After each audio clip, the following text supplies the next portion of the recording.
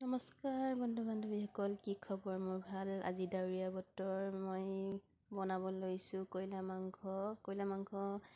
নহৰু আদা কেঁচা জলকীয়া দি পেলাই মই পেষ্ট বনাই লৈছোঁ ধুনীয়াকৈ। মাংসখিনি সানি ল'লোঁ।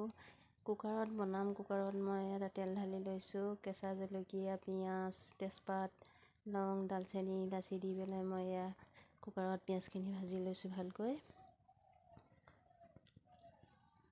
মই এতিয়া সানি থোৱা মাংসখিনি মই ঢালি দিম। ঢালি মই ধুনীয়াকৈ ভাজি লৈছোঁ। মোৰ মাংস ভজা হৈ গৈছে। আলু দি লৈছোঁ লগতে। আলুৰ অবিহনেতো মাংসটো খাই ভাল নালাগে। আলু দি মই ধুনীয়াকৈ ভাজি লৈছোঁ। আজি মই মাংসখিনিত দিম চয়া চচ। আপোনালোকে মাংসত দি খাই নাখায় নাজানো, কিন্তু মই খাই খুব ভাল পাওঁ চয়া চচ দিলে মানে। কুকাৰত মাংসখিনি দি মই ধুনীয়াকৈ ভাজি ল'লোঁ চয়া চচ দি। লগতে মই কাটি থোৱা বিলাহী দিছোঁ।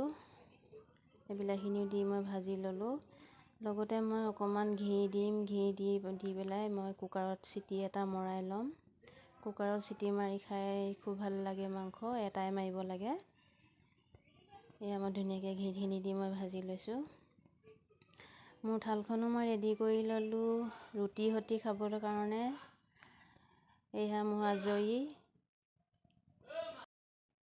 মই থালখন সজাই ল'লোঁ ৰুটি মাংস, লগতে নেমু আৰু ভোট জলকীয়া, পিঁয়াজ কাটি ল'লোঁ। মোৰ মাংস কি ধুনীয়া হৈ গ'ল। মোৰ থালখনো ধুনীয়াকৈ সজাই খাবলৈ দিলোঁ। ভিডিঅ'টো কেনেকুৱা লাগিলে লাইক, কমেণ্ট, ছাবস্ক্ৰাইব কৰি দিব যদি ভাল লাগিছে। Thank U.